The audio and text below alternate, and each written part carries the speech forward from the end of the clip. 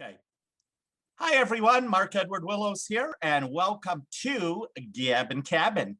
We have a very exciting show today because we have a very exciting guest.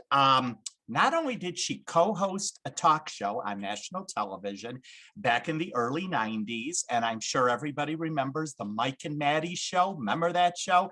I still remember the theme song, Rise and Shine, it's a beautiful day in America. Pour a cup of coffee, call a neighbor. It's time for the Mike and Maty show.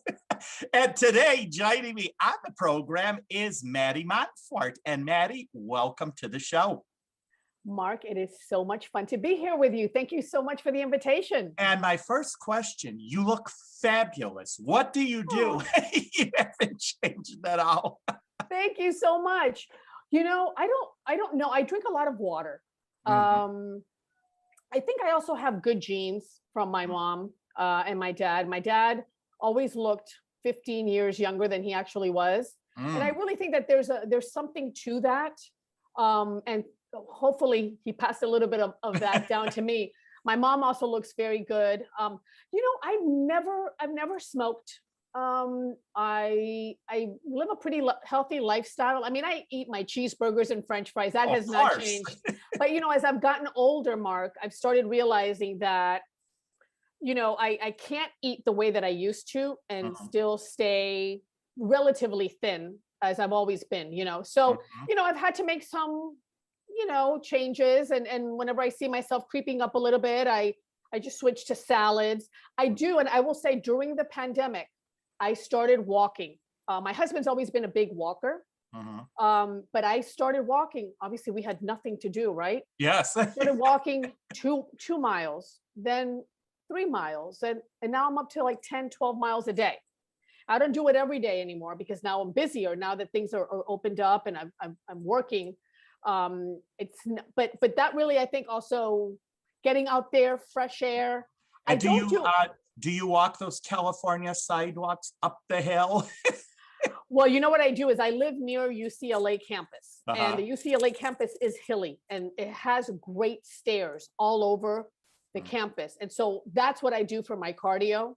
I don't do weights and I don't go to a gym because I'm horrible with having to say, okay, I'm going to go to this class at this time. And I'm not really a gym person.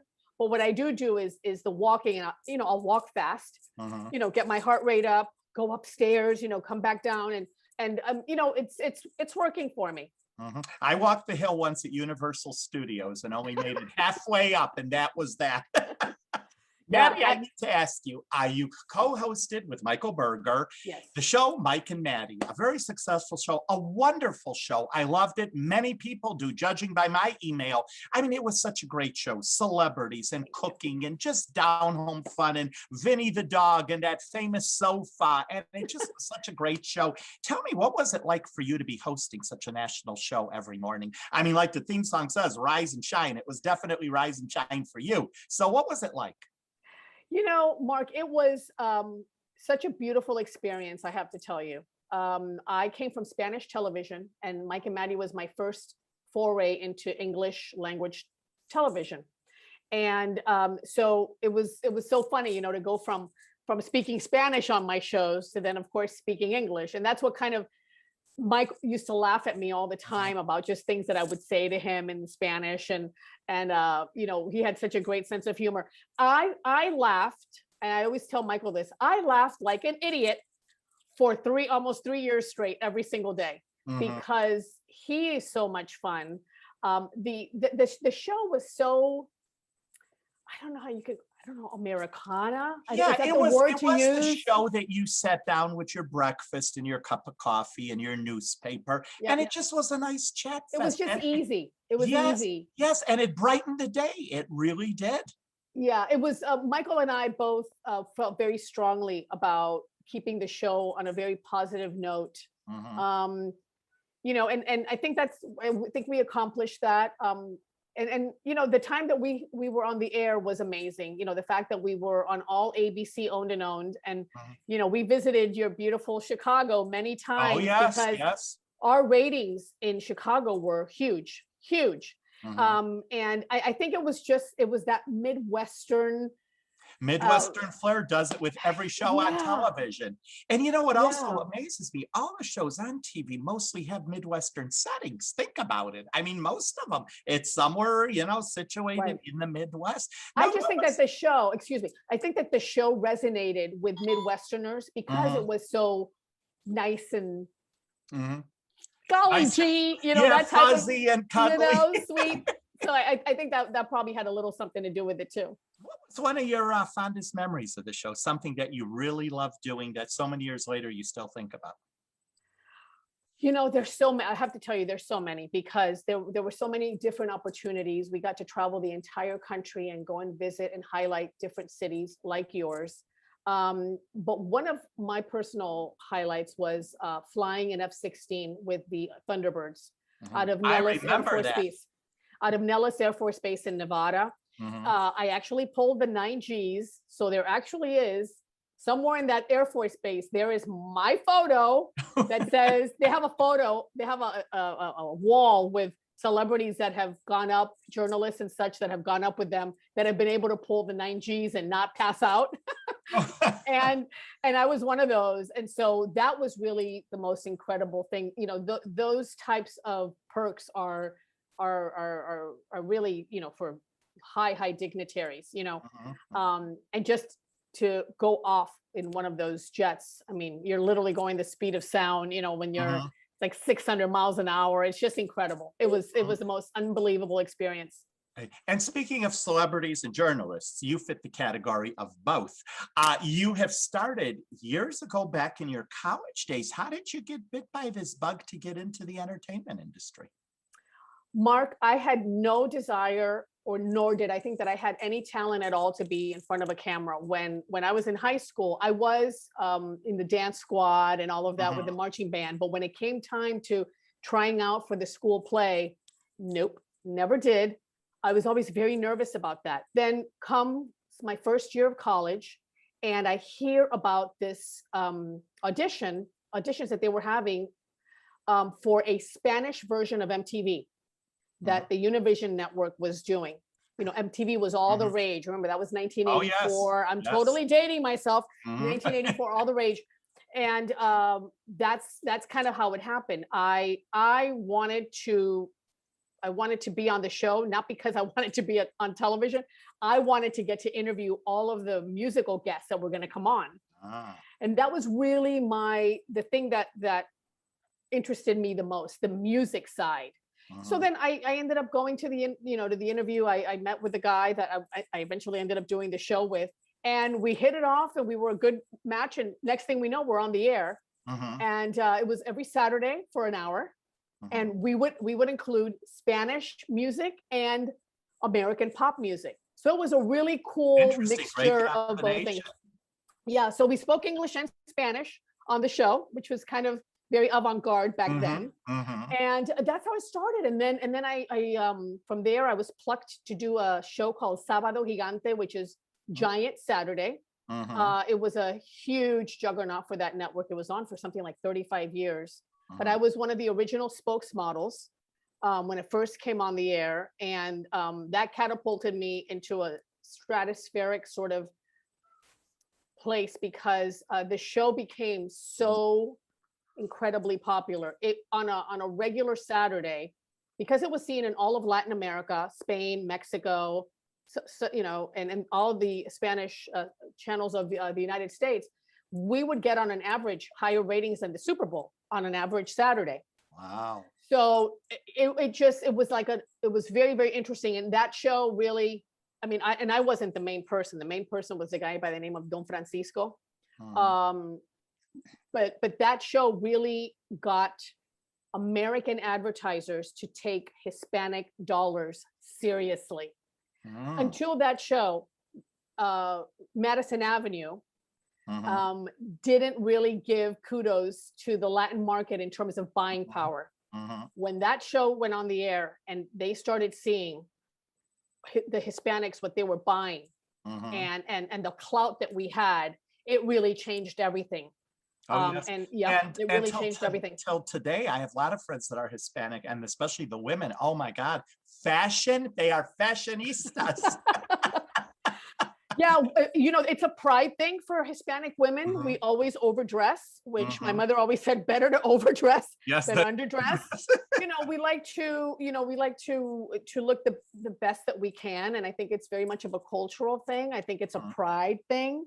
So yes, you'll always see when you go to a Hispanic wedding, everyone is like decked out to a Hispanic christening. Everybody really cares and takes the time to look their best. Yes. And how did Mike and Maddie come about? So I was working on Spanish television on Univision. And again, I hear about this audition. I had just gotten an American agent. I had never had an agent during my time in Spanish television because I went from one show and then internally I got plucked from that show to do another show and then and so forth, So I had never really needed an agent, but I was starting to really feel like because I was really like a rice and beans and hot dogs and hamburgers girl. I really just lived right on the center there. And I felt as American as I was Cuban. So I got myself an American agent, and like a month or two later, she calls and says, there's this audition for a Walt Disney company's looking for a West Coast version of Regis and Kathy Lee. So I went out to Los Angeles. And and they said, here I am, look no further. Well, the funny thing is my agent didn't have any, because I had just started with her. She didn't have any video of me speaking English because I didn't have any video speaking English. All I had ever done was do Spanish TV. So she sent the Walt Disney people my Spanish video. Wow. And they said, okay, have her come in. And then, obviously they realized that I actually do speak English. And Michael and I sat down because he had already been hired. They were looking for a co-host for him.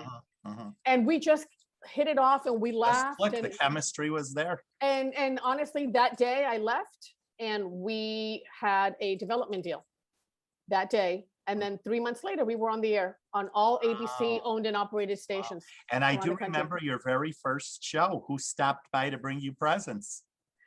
Well, Betty White, yes, was our very, very first guest. And who would have ever thought that she was going to become, I loved her and I knew exactly who she was and I revered her as the great person that she is. But who would have ever thought that she was going to become Betty White? Exactly. And she is still going strong yet. Unbelievable. Yeah. And she brought us Vinny. Yes. Now from Mike and Maddie, what have you done after that? You still kind of keep it in the limelight? I did for a while. What I did was after Mike and Maddie, I had my son, Christopher, who's going to be 23. Which I hate to interrupt, but tell us also, you brought him into the world with the whole world to see. Tell us that story, TLC. Oh, yes. So when I was pregnant with Chris, my gynecologist, who had also been a guest on Mike and Maddie's show, a very, very well-known obstetrician, gynecologist, let me take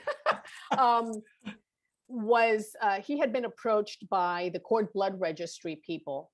And he was one of the doctors that was really pushing for people who were pregnant to consider when the baby had been birthed to take the cord blood before the umbilical cord was cut, to take you have no idea the gold that is inside that umbilical cord, because there are stem cells there that could be frozen and that could be used once, God forbid, you would ever, I'm knocking on wood right now, your child would ever need to have stem cells, for example, if they needed it for cancer treatments or things like that. So that was kind of a new thing back then. So that's how I got on the show. And then, so they followed me around the latter part of my pregnancy. And I really wanted to do it because I wanted to inform people about this opportunity to be able to take your child's cord blood and it would stay, in a cryogenic sort of environment, very, very, frozen for, under like minus 50 degrees or something like that. And so God forbid you would ever need it, you would have, so that was really the impetus for me being on it. Uh-huh. And then it turned out to be just a beautiful experience, Yeah, yeah. You have done, Maddie, so much. Now you have another booming career in Los Angeles also. Real estate, how did that come about? I'm fascinated by that. And in Beverly Hills, of all places. Well, so I have my children. I have Christopher and Caroline. I worked for Home and Garden Television for about 7 years doing a show called Smart Solutions. Mhm, Then we ended up moving to New York. When I moved to New York because of my husband's business, he was traveling 2 to 3 weeks a month because he ran the international division of a record company. mhm, So when we were there, I totally left television because somebody had to be home with the kids. mhm, I couldn't be following my career and flying to Los Angeles, going back, and my husband being away. We always felt like each one of us did our things, at the time, and I was there to support him. Now I felt like I had been in television and done a lot of things at that point, so I was good with it. Stayed home with the kids. Then all that sort of snowballs into, you know, all the things that you do for your children, being in the mhm, PTA, then being on mhm, the board of their schools, and being blah blah mhm, blah blah blah. And that all kind of mhm, snowballs into it. So then fast forward, my son graduates from high school. We drop him off at college, and I'm driving home. He went to the University of California at Berkeley. mhm, So we drove him there because he had so much stuff. We're driving back down, and I'm crying. And I'm crying. Yes, I knew I was going to miss him, but I was crying more for myself mhm, because I didn't know what to do now. My daughter's very independent. She was in high school. He was already off on his own in college. And what was I going to do now?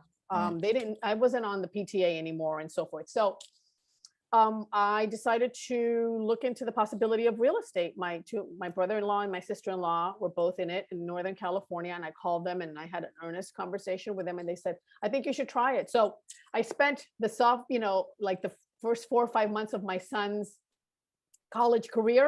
Mhm. Well, I was at home studying too, studying to Wow. become a realtor, and that's really I really needed, Mark, to have a new career. I Yeah, needed have to do it. something. I wasn't, it didn't interest me anymore to follow the Hollywood Mhm, life. mhm, I felt that I had been there, done that. I had worked on Spanish TV, English TV. I had mhm. traveled all over the world shooting and for pleasure. And I felt like, this is something different. Sure. Um, and, I do use some of my skills from television as a realtor. Mhm. Um, I feel, my ease with people and just being able to Your speak to people. personality, all of that, I'm sure all comes It into is very play. helpful. It is very Yes. helpful. But I am a very good negotiator. I'm also a very good negotiator. So, so that's really the genesis of how that happened. And so Mhm, here we are a few years later. My son's already in the working world, and I'm here, and I enjoy it very, very much. It's really a pleasure to help mhm. people find and buy their dream home. Sure. It's interesting how you say about the entertainment business, been there, done that. It is true because, as I've been in it all my life and it's a very difficult business. And there is so much uncertainty in that business and not knowing. And yeah, many people do. They go on to another career like you and they find it very fulfilling. And yet Yeah. everybody's trying to get into the entertainment business. So it's a very difficult business. Let me ask you this, Maddie. Seeing that you did step away from it, do you think maybe one of the reasons is because it has changed so much? I mean, back in the day of Mike and Maddie and the shows and everything, and what's all going on in today's world, could that have something to do with it? Mark, I don't know. I do know that it's interesting that you bring that up because I believe that um, timing in life is everything.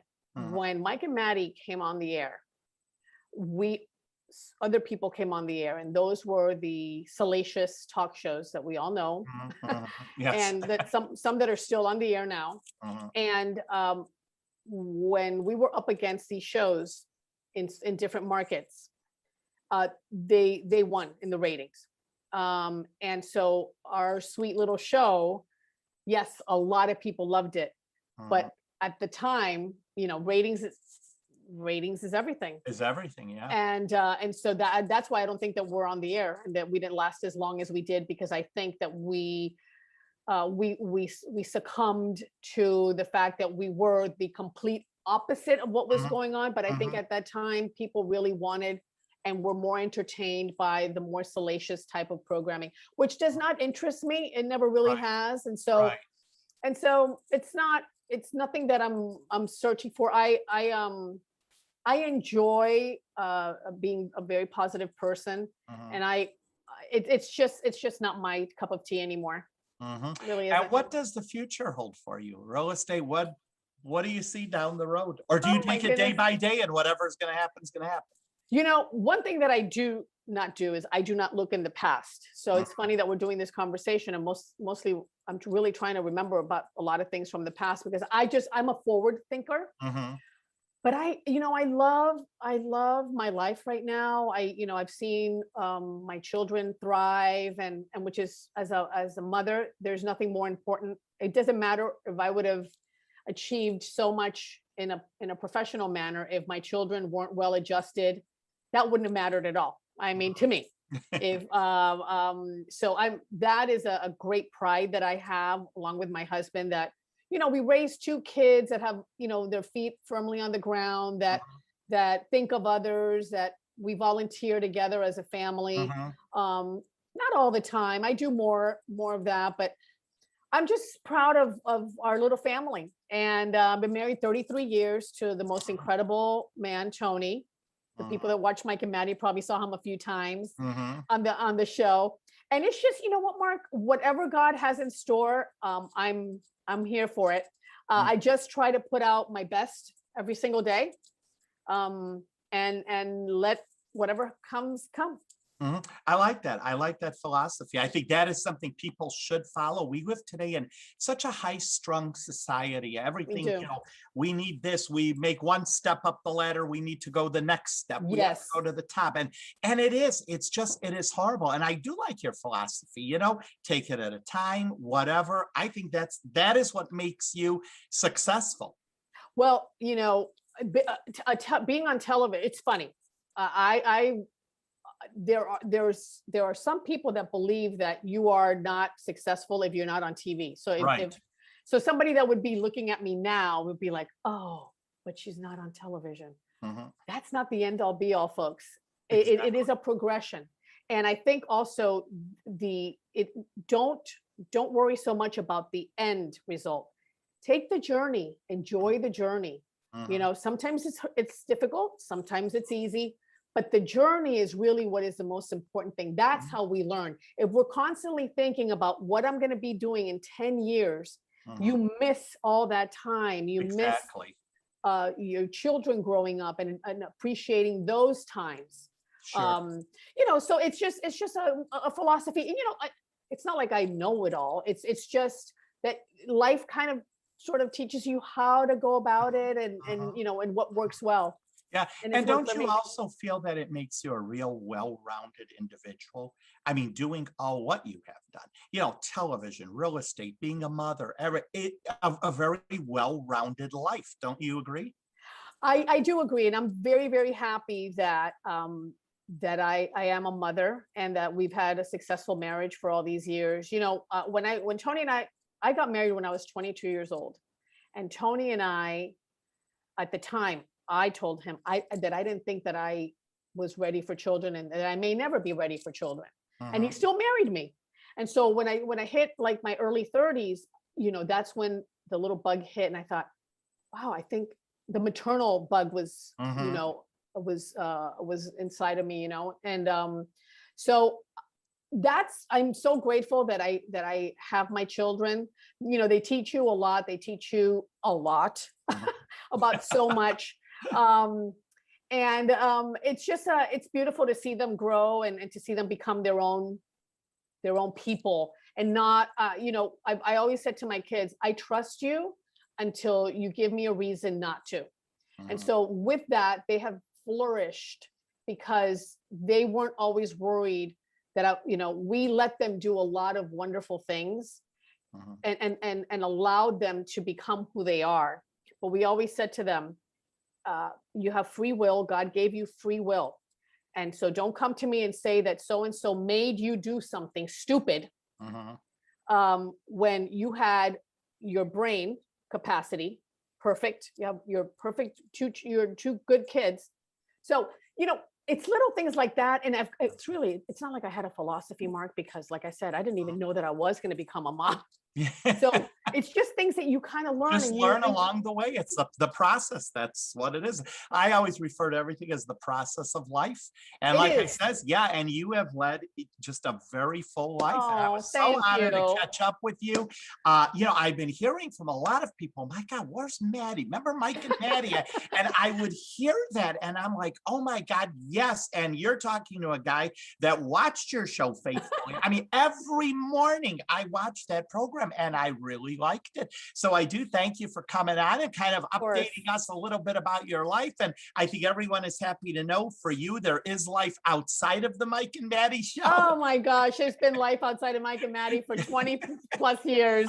I just want to send a big hello to all of the fans that have always been so kind and always wrote so many lovely letters to us. And it was just a beautiful, beautiful time in my life. And I thank you all. And I send best wishes to everyone, and to you, Mark.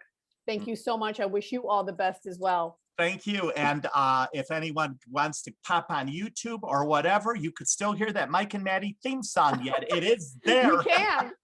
You can. And I used to love it. I think there's even a clip of your very first episode where Michael came knocking on your door and you walked out with your papers and you're going to the studio and everything. So like I say, just a good, wholesome show. And again, Maty, thank you for stopping by. All the success to you. And maybe we'll catch up in the future, and who knows what that holds. Time will tell. Absolutely. All my best, Mark. Thanks, everyone. Mwah.